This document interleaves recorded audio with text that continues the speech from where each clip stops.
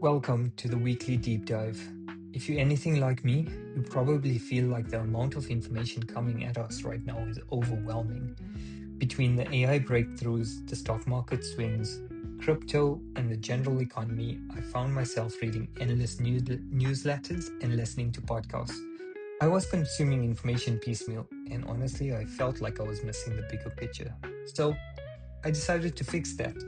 This podcast is my solution. Every Saturday, I sit down to synthesize the chaos of the week into one clear narrative. My goal here is really simple, guys: to practice articulating complex ideas, to ground myself in what's actually happening, and to help you connect the dots without having to read the entire damn internet. This is a passion project. It's not about the views, it's not about the hype, and it's certainly not about anything of that nature. So, I'm not going to ramble anymore. Let's get into it. It's the weekend of the February 7th or 8th of 2026, and I might start with some banter usually, but honestly, this week has been bleak. If you have been looking at your newsfeed or your portfolio, or frankly just the general vibe of the social media over the last 48 hours, you are certainly feeling it. Something has shifted. It feels heavy. It feels like the ground has moved. Actually, if I'm being honest, it feels like something just snapped. I mean, we've been talking about change and disruption for years. That's the buzzword soup that we've all been swimming in, right? But this week, man, did this week feel different. It feels like we just crossed an absolute threshold. I'm looking at a massive stack of sources today, going from strategic briefings, private newsletters, earnings reports, and various other things that dropped over the week. And there's an undeniable reality. The world is bifurcating. It's splitting cleanly into two. And it's not just about political split like we've seen before. It feels like a reality split. It is like we're living in two different sci-fi movies all at the same time. On one screen, you've got this hyper-optimistic, almost ethereal acceleration, and we're witnessing the birth of what some reports call digital gods. I mean, we have autonomous AI agents that, as of this week, are doing actual tangible economic work. And honestly, they aren't just chatting anymore, they're executing. This is like the Star Trek timeline: high tech, post scarcity, infinite abundance. But then you look at this other screen, and man, is it grim. It's so dark. It's like a return to what I can only describe as like brute force geopolitics. I mean, we're seeing invasions, we're seeing raw resource grabs. We are seeing major powers looking at the rulebook of the last 80 years or so, post the World War, and just tossing it into the fire. This is like a Mad Max timeline. And the core thesis of the deep dive, the thing we really need to get our heads around, is none of this is happening in isolation. They are absolutely connected. And the most dangerous part, the collision of these two worlds is destroying the middle. The middle is gone, it's simply evaporating. Whether you're talking about mid-sized software companies, the safety of the US dollar, or even the concept of a safe middle-class office job, I mean, the middle ground is just falling out. So, having said all of that, what is our mission today? I think the mission is simple. It's to map the split. We need to explain why this SaaSpocalypse is crashing portfolios, why nations are suddenly kicking down fences to steal minerals, and ultimately, how you navigate a world that is pulling apart at the seams. I want to start with the technology side because honestly, that seems like the engine room here and the catalyst for everything else. Now let's establish the baseline. We all know SaaS, right? Software as a service. We live in it. It has been the golden child of the economy for the last 15 years. You don't buy software anymore. You rent it. You pay Salesforce or Adobe a monthly fee.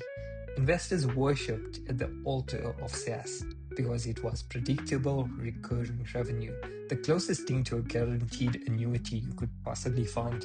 But now, we're in early 26, and the sources I'm looking at describe essentially a bloodbath. Investors are dumping these stocks. The flight to safety is actually a flight away from software. And why, you may ask? Because the mechanism of how that software is created and delivered is fundamentally broken. The reality is that generative AI renders the subscription model obsolete, for lack of a better word. Think about why SaaS existed in the first place. It existed because coding was hard. That's why you had lots of software engineers. CRM is difficult, so what you do is you pay a premium to outsource that massive headache. You're paying for scarcity of engineering talent. But what happens when engineering talent is no longer scarce? Well, what happens is costs get reduced, right? Because the AI can code, it can build, it can architect. We are seeing agents now that can spin up a bespoke application for you in almost real time. It's incredible. There was actually an analogy in one of these reports that I was reading, and it sort of made me laugh, but I think it hits the nail on the head quite nicely. Imagine for the last 10 years you've been subscribing to a premium vegetable service, and every month you pay $100 premium, and they deliver freshly cut carrots to your kitchen. Right? The carrots cost $2, but you pay $98 for the premium, so that you don't have to deal with cutting the carrots. But then it's now all of a sudden 2026, you have a robot, it costs $5 a month, and it sits on your counter. You put a whole carrot in front of it, and boom, instantly, any shape you want. In this scenario, what happens to the delivery service? Well, they aren't just in trouble, they are dead. The friction of chopping has been reduced to zero. The delivery service isn't just less convenient, it's absolutely obsolete. And that, my friends, is exactly what is happening to the software market. Companies like Salesforce are realizing that an AI robot sits locally on your device and it can do the work for you instantly and cheaply. The moat was it's hard to build software. That moat has been filled with sand. So we're moving from a world of relenting capability to generating capability. And this isn't just about chatbots anymore. I mean, we need to hammer this distinction home because I think a lot of people are stuck in 2023. The chatbot era was passive. It was essentially a librarian. You ask it a question and it points you to an answer. But this librarian doesn't leave the library to do your errands. But what we're seeing this week is the move to agents, the agentic era, buzzword for 2026. An agent is like a highly capable, sleepless, infinite intern. You don't ask it for information, you give it a mission, and then it goes and relentlessly executes. This is a good way to put it. Say you're booking a business trip. In the chatbot era, it gives you a list of flights. You still have to do the clicking, the credit card entry, the calendar checking.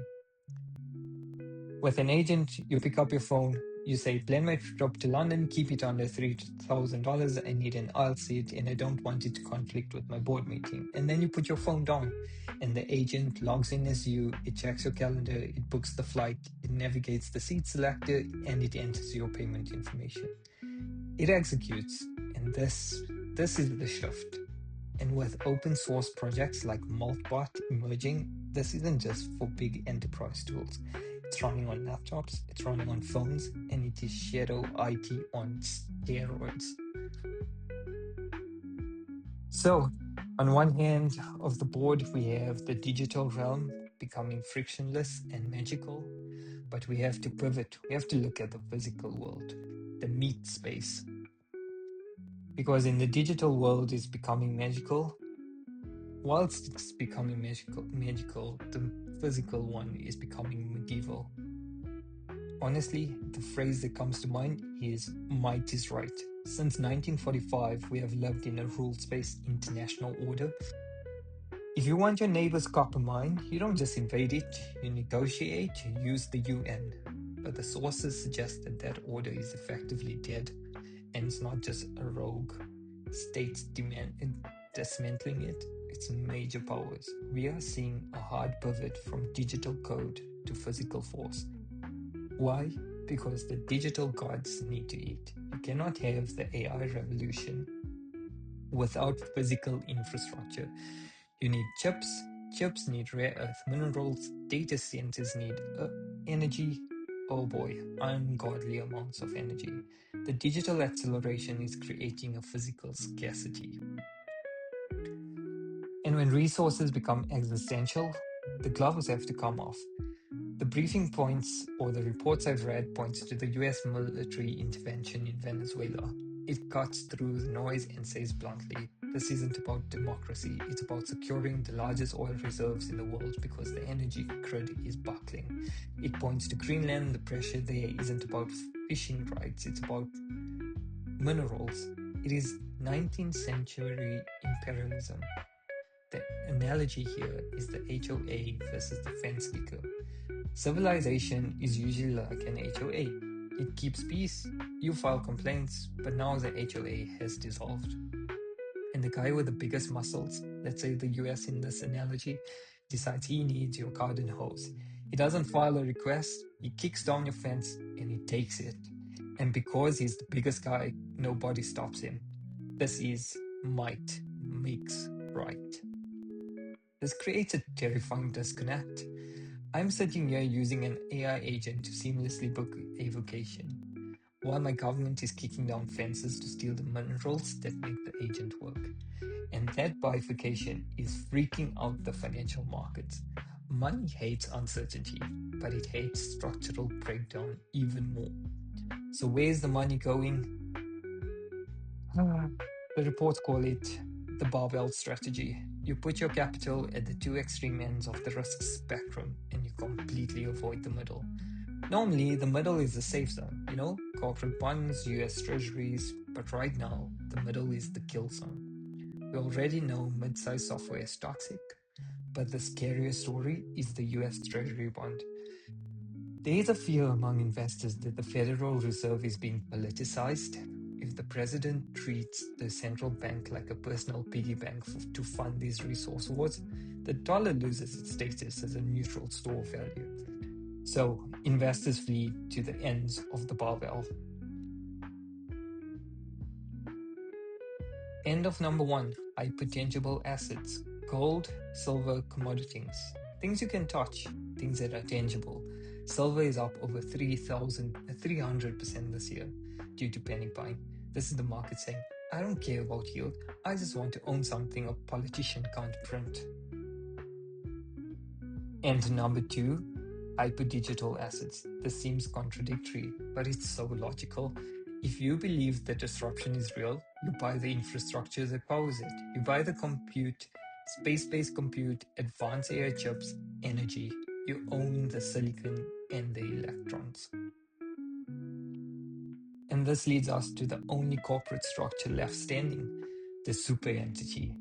The era of the standalone company is fading. To survive, you have to be everything.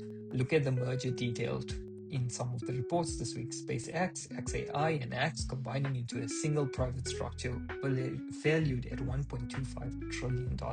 It's not just financial engineering, it's integration.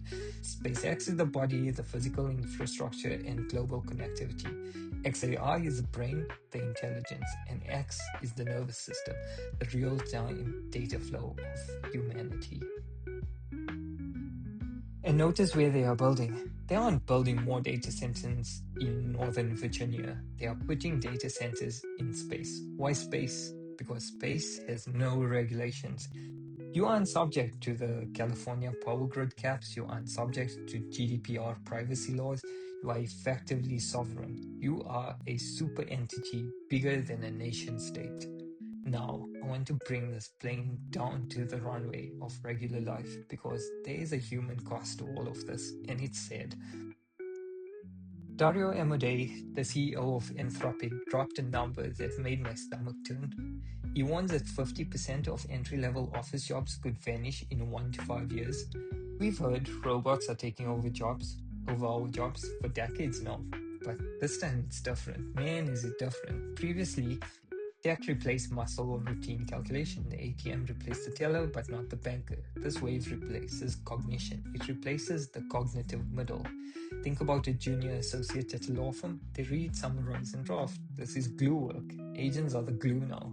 If an agent can read 10,000 pages of case law and draft a memo for free, then why do you need the junior associate? You don't. and that breaks the ladder. If you don't hire junior associates, where do senior partners come from?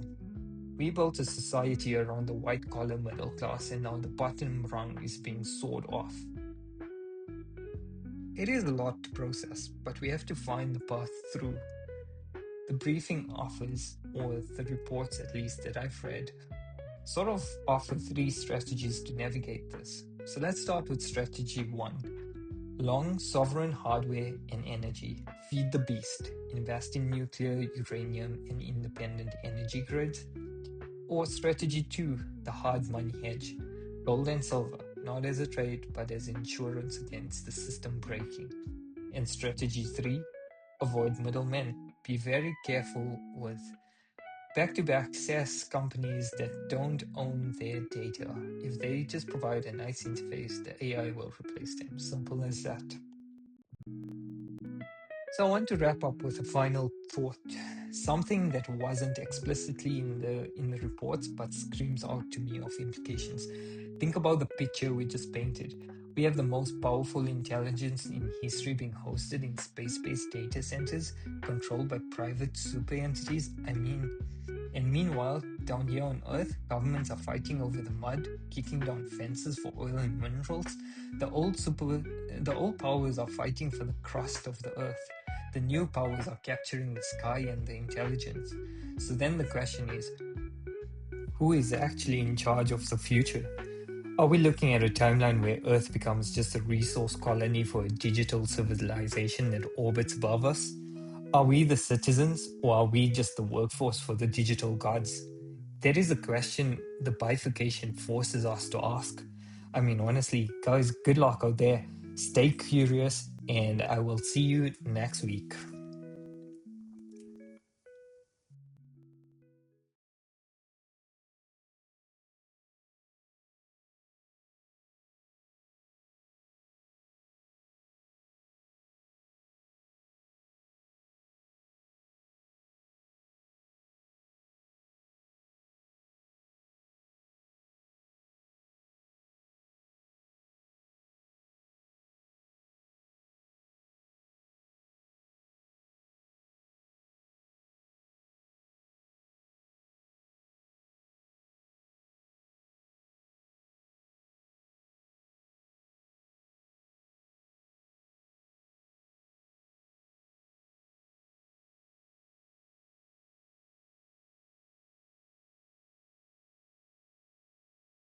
Who is actually in charge of the future? Are we looking at a timeline where Earth becomes just a resource colony for a digital civilization that orbits above us? Are we the citizens, or are we just the workforce for the digital gods? That is the question the bifurcation forces us to ask. I mean, honestly, it's absolutely crazy. Good luck out there. Stay curious, and I will see you next time.